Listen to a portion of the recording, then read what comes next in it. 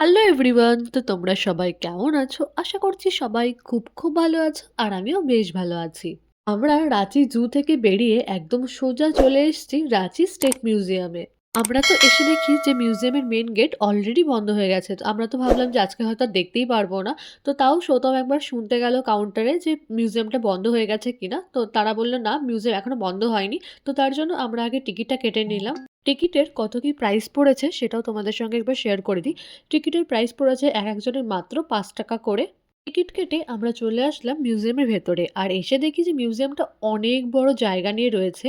আর এত ফুল গাছ লাগানো রয়েছে, প্রত্যেকটা ফুল ফুটে রয়েছে বলে না আরো বেশি সুন্দর লাগছে চারিদিকটা দেখতে।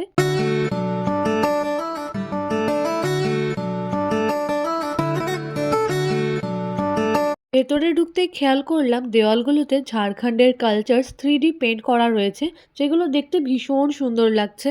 মেন গেট দিয়ে ভেতরে ঢুকতেই বাঁদিকে রয়েছে একটা ছোট্ট রিসেপশন মতো। সেখানটায় আমাদের নাম, ফোন নাম্বার আর আমরা কোথা থেকে এসেছি সেটা লিখে দিতে বলল। তো আমি সেটাই লিখছিলাম। আমরা ওই বিকেল 4টে নাগাদ এসেছিলাম, ততক্ষণে এসে দেখি মিউজিয়াম পুরোটাই ফাঁকা। শুধু মিউজিয়ামের কয়েকজন স্টাফই এখানটায় রয়েছে, তাছাড়া কিন্তু একটা লোকও এখানটায় দেখতে পাইনি আমরা। মিউজিয়ামের ভেতরটা কিন্তু খুবই নিরিবিলি, আর চারপাশ দিয়ে এরকম গ্যালারি মতো করে দেওয়া রয়েছে, আর মাঝখানে রয়েছে এরকম গ্রাউন্ড মতো, যেটা দেখতে না বেশ সুন্দর লাগছে। তো আমরা চলে যাব প্রথম গ্যালারিতে। এই মিউজিয়ামটির আসল নাম ছিল রাঁচি মিউজিয়াম। এটি 1947 সালে ট্রাইবাল রিসার্চ ইনস্টিটিউটের প্রাঙ্গণে প্রতিষ্ঠিত হয়েছিল। ভবনের সীমানা দ্বারা সীমাবদ্ধ, এটি রাঁচির হেতুয়াতারের একটি নতুন স্থানে স্থানান্তরিত হয় 10 সেপ্টেম্বর 1909 সালে।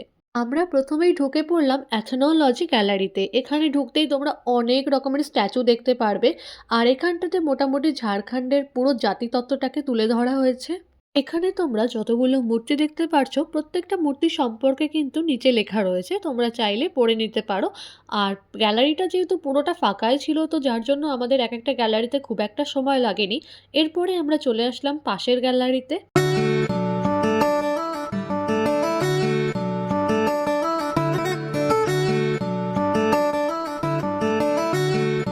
এই গ্যালারির ভেতরে রয়েছে মাটির নিচের থেকে যেসব মূর্তিগুলোকে তারা উদ্ধার করেছে সেই সম্পর্কে বিবরণ রয়েছে, আর সেগুলো কোথা থেকে উদ্ধার করেছে সেই সম্পর্কেও লেখা রয়েছে। আমাদের তো দুটো গ্যালারি দেখা কমপ্লিট। এবার আমরা চলে যাব 3 নম্বর গ্যালারি দেখতে। আর 3 নম্বর গ্যালারিটা আমরা খুঁজে পাচ্ছিলাম না, তো বলা হলো এদিকটাতেই রয়েছে। তো এদিকটাতে, এই সাইডটাতে তো নেই, মনে হয় সামনের দিকটাতে রয়েছে। তো চলো সামনের দিকে যাওয়া যাক। জানো তো, এই মিউজিয়ামটা ভারতের উপরাষ্ট্রপতি মোহাম্মদ হামিদ আনসারি এটি উদ্বোধন করেছিলেন। ঝাড়খণ্ডের সংস্কৃতি এবং ঐতিহ্য প্রকাশের জন্যই এই জাদুঘরটি নির্মিত হয়েছিল। এই গ্যালারিটার ভেতরে আসলেই তোমরা জানতে পারবে ঝাড়খণ্ড রাজ্যের মানুষের সংস্কৃতি, তাদের ঐতিহ্য এবং তারা কিভাবে জীবনযাপন করত সবকিছু। এরপরে আমরা চলে যাব স্কাল্পচার গ্যালারিতে। এখানে ঐতিহ্যবাহী ট্রাইবেলদের অলংকার এবং ঐতিহ্যবাহী বাদ্যযন্ত্র রয়েছে। স্কাল্পচার গ্যালারিতে ঐতিহাসিক নিদর্শন এবং স্থাপত্যের টুকরো প্রদর্শিত হয়, যা মূলত মধ্যযুগীয় সময়ের প্রায় সপ্তম থেকে অষ্টম শতাব্দী থেকে 1300 থেকে 1400 শতাব্দীর প্রতিনিধিত্ব করে। যদিও এর বেশিরভাগই ঝাড়খণ্ডের খনন করা হয়েছিল এবং কিছু নিদর্শন অন্যান্য রাজ্য থেকে আনা হয়েছে। বেশিরভাগ নিদর্শন তিনটি প্রধান ধর্মীয় ধারার সাথে সম্পর্কিত বলে মনে করা হয়: বৌদ্ধ, জৈন এবং হিন্দু ধর্ম।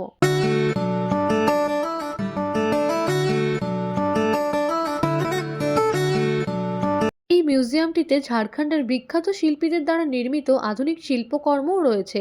মিউজিয়ামটি 4টি স্বতন্ত্র গ্যালারিতে বিভক্ত: জাতিগত, ভাস্কর্য, প্রত্নতাত্ত্বিক এবং চিত্রকলা। এখানে তখনকার সময়ের অস্ত্রশস্ত্রগুলো রাখা রয়েছে, তখনকার মানুষ কী রকমের অস্ত্র ব্যবহার করত এবং তারা কী ধরনের পাথর ব্যবহার করত সেই সব কিছুই কিন্তু এখানটায় রাখা রয়েছে। এই মিউজিয়ামের ভেতরে আছে তো মোট 10টি গ্যালারি, কিন্তু এখন শুধু এই 4টি গ্যালারি খোলা রাখা হয়েছে, আর বাদবাকিগুলো কোনো কারণের জন্য বন্ধ হয়ে গেছে। পরে আমরা চলে আসলাম আজকের দিনের আমাদের লাস্ট গ্যালারি, হচ্ছে আর্ট গ্যালারি। আমাদের তো 3টে গ্যালারি অলরেডি ঘোরা হয়ে গেছে, তো লাস্ট এটাই বাকি ছিল, তো চলে আসলাম আমরা এখানটায়। আর এই গ্যালারিটার মধ্যে রয়েছে বাংলা, উড়িষ্যা এবং বিহারের মতো অনেক রাজ্যের শিল্পীদের আঁকা চিত্রকর্ম। এখানে তোমরা যতগুলো পেন্টিং দেখতে পারছো, প্রত্যেকটা পেন্টিংই ভীষণ সুন্দর। আর পেন্টিংগুলো অসম্ভব নিখুঁত, যেগুলো তোমরা একদম কাছে দাঁড়িয়ে না দেখলে বুঝতে পারবে না।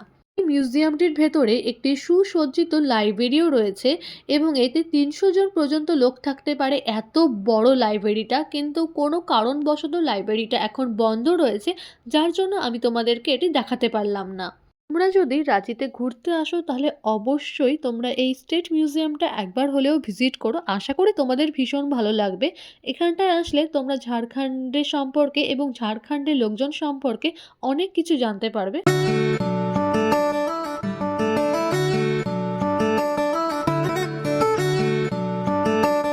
আমরা বাইরে বেরিয়ে এসেছি। এখন ওই পুরো হলটা একবার ঘুরে দেখব ভাবছি। কারণ আমার এই জায়গাটা না বেশ পছন্দ হয়েছে। খুব খোলামেলা আর এত গ্রিনারি চারিদিকটা, দেখতে না ভীষণ ভালো লাগছে। তোমরা মাঝখানে যে ফাঁকা জায়গাটা দেখতে পারছিলে ওটা কিন্তু পুরোপুরি ফাঁকা না। ওপরে একটা সাদা রঙের শেড দেওয়া রয়েছে আর তার নিচে রয়েছে ফোয়ারা। ফোয়ারাটা আপাতত বন্ধ আছে আর শেডটা দেওয়ার জন্য না চারিদিকে আরো বেশি ভালো লাগছে। আমরা বাইরে বেরিয়ে এসেছি আর তোমাদেরকে ঢোকানোর সময় শুধু মিউজিয়ামটাই দেখিয়েছিলাম। এইটা হচ্ছে মিউজিয়াম আর মিউজিয়ামের এই সাইডটাতে রয়েছে অফিস। তো অফিসটা সেই সময় দেখানো হয়েছিল না। চলো তাহলে আজকের মতো ভিডিওটা তাহলে এখানটাই শেষ করছি। ভিডিওটা ভালো লাগলে একটা লাইক করে দিও। আমার চ্যানেলে নতুন হলে অবশ্যই চ্যানেলটা সাবস্ক্রাইব করে দিও। দেখা হবে পরের একটা ভিডিওতে। বাই।